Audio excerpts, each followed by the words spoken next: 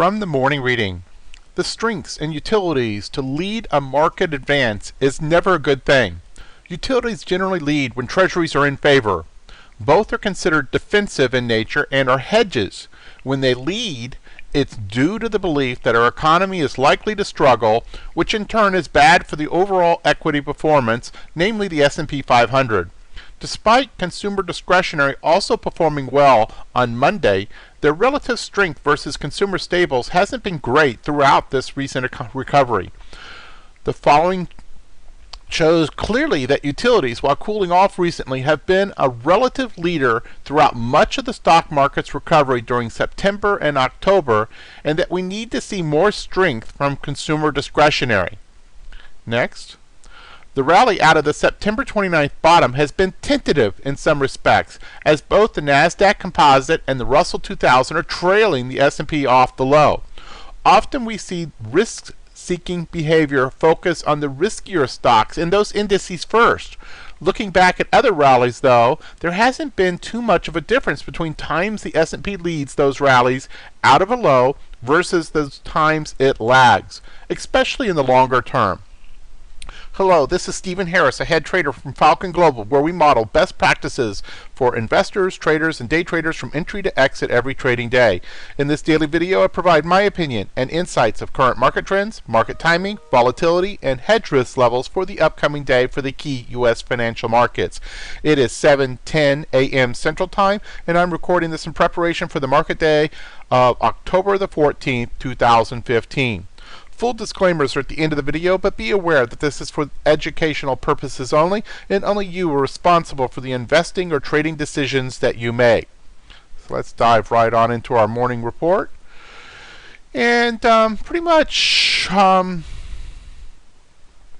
of scratch during the overnight. Actually a little bit more positive in real time right now, but the all four of the broad market indices at the time of this cut were essentially on scratch. The crude oil was up about 1/4 point, euro up about 1/4 point, bonds up about 1/3 point. Interesting that bonds are the largest mover in the group of 8 futures markets here, and gold essentially scratch. Overseas was a little bit more active.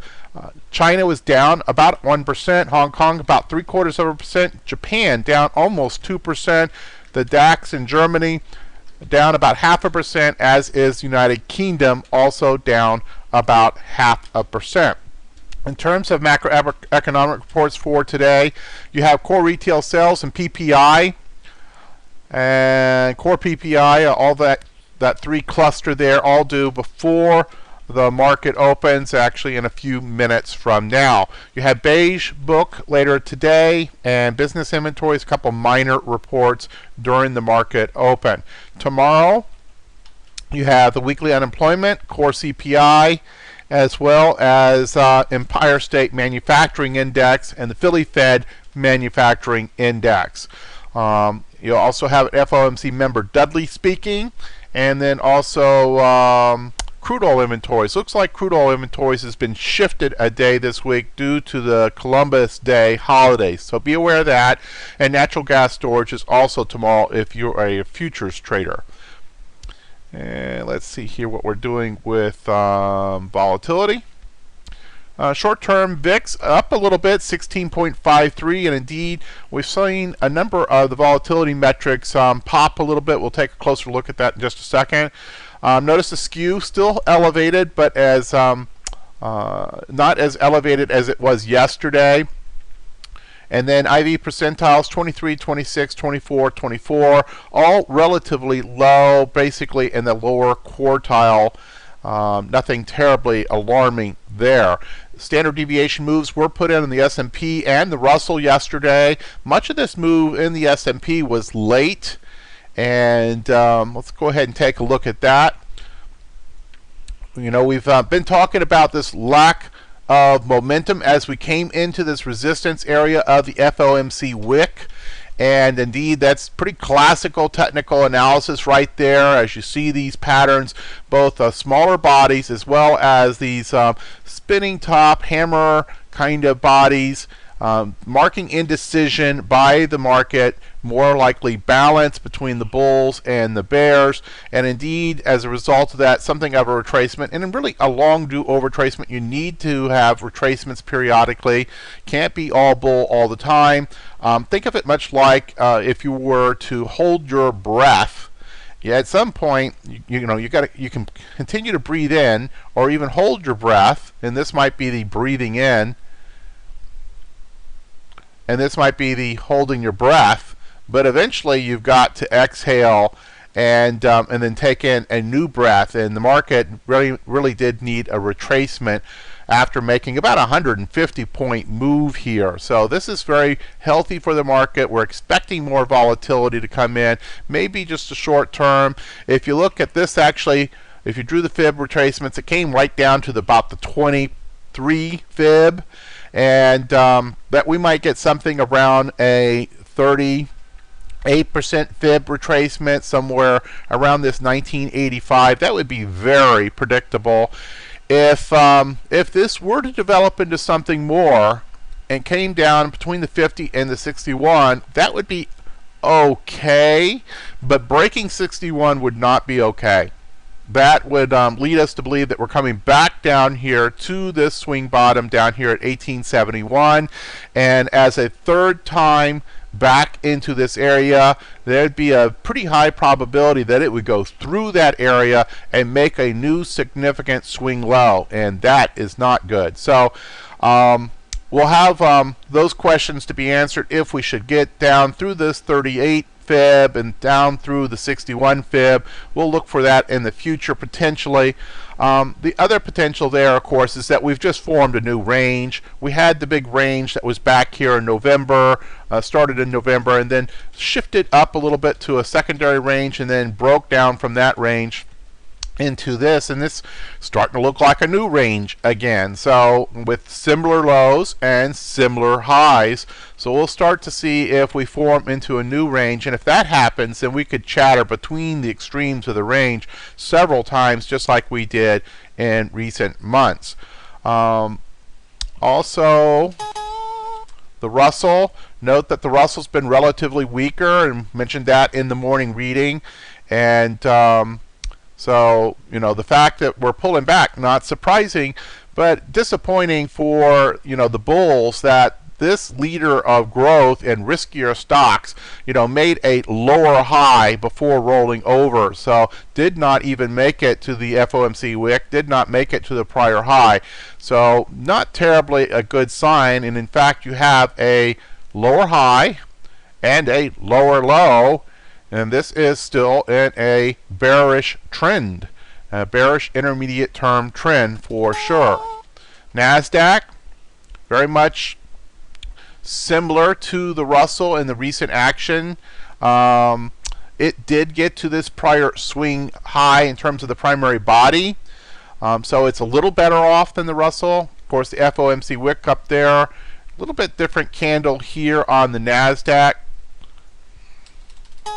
And then the Dow, of course, has been relatively stronger and went well past the FOMC wick and has now had a clear higher high. So in this case, we've got a higher high, higher low, higher high. So short to intermediate term here is much more positive than the others. And we'll look at VIX futures. And remember, we were talking about, can we get down below 18 and trade in that 12 to 18 range? Well, look at this candle pattern right here, right now. This is called a piercing pattern. And so you have kind of equal bottoms and then great big body. So as soon as this came down, it reversed, went back up, and volatility going up is bad for the bulls and the broad market. This, of course, is today's candle so far. Futures, of course, trading nearly 24/7, and so far we've ebbed back a little bit on the VX futures there.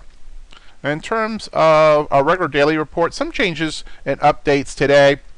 We are considered to be in phase 3 at this point. We're looking for bull flags, and If indeed we're going to have higher highs and higher lows start to set up, we expect to have bull flag patterns. So in general, we're thinking that this is likely a small pullback, retracement, needed retracement, and then off we go.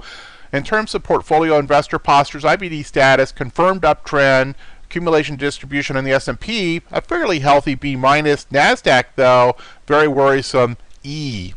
GMI index is a 2 out of 6, and only one day after this was a buy signal issue, it has fallen from 4 out of 6 to 2 out of 6, and is in danger if we have a weekday today of issuing a new sell signal.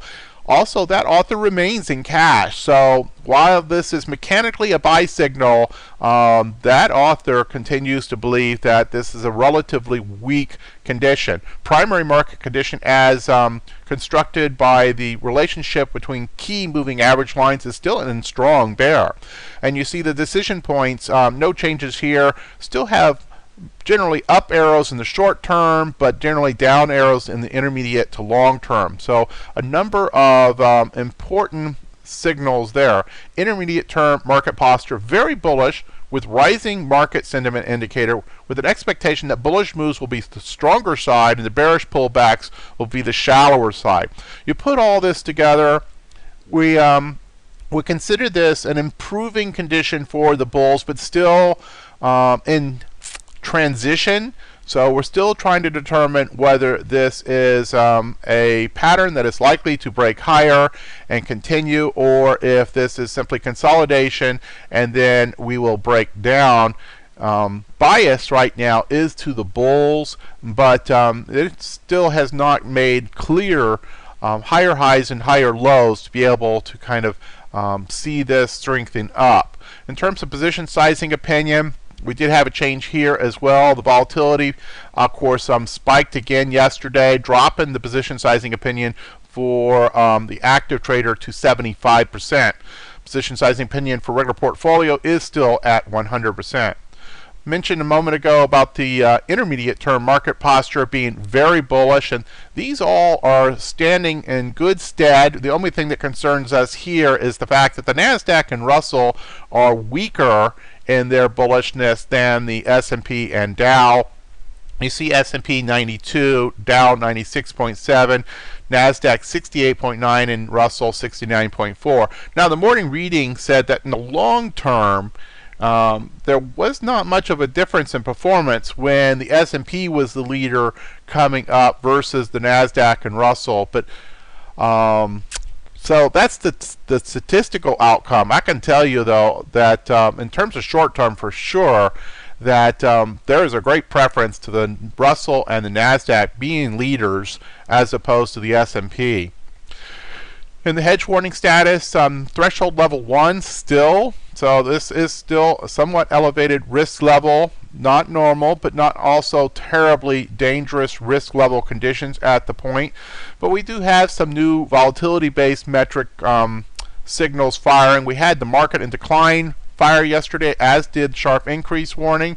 VIX futures is back up over 18. We added a distribution day to both the S&P and the NASDAQ yesterday. And we still have that elevated skew, though not quite as elevated as it was the day prior. There's about a 10% probability of a 2 standard deviation move within the next 30 days. New highs, new lows, almost over 300 on the New York Stock Exchange new high, so relatively healthy there. And we have 3 of the 5 risk aversion indicators currently flagging as risk on. So some new warnings coming in yesterday, but still nothing terribly dangerous, just additional elements of caution as it stands right now. Nothing new in terms of the special opinions there. I'll let you read that really quickly if you weren't here yesterday, but I won't read through all that today. Nothing really new there. In terms of sector specific,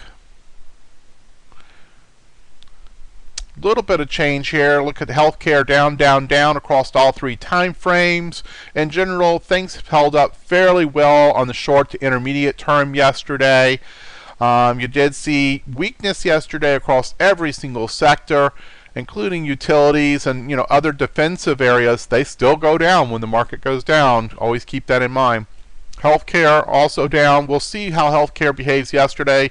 I haven't read all the headlines from the Democratic debate from last night, but it was anticipated that they would come out and universally be bashing the pharmaceutical industry, so it's hard to believe that healthcare has a good day today.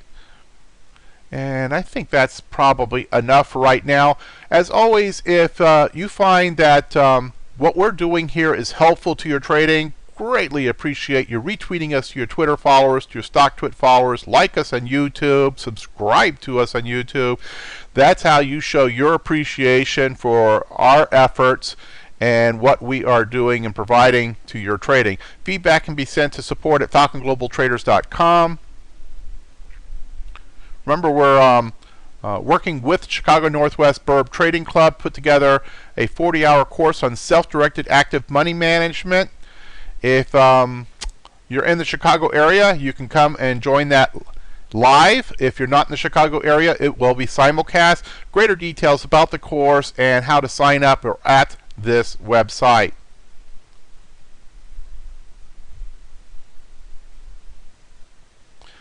Disclaimers as always. Hit the pause button if you need more time to review this. And we look forward to seeing you back here tomorrow for the Falcon Global Market Preview. Good trading.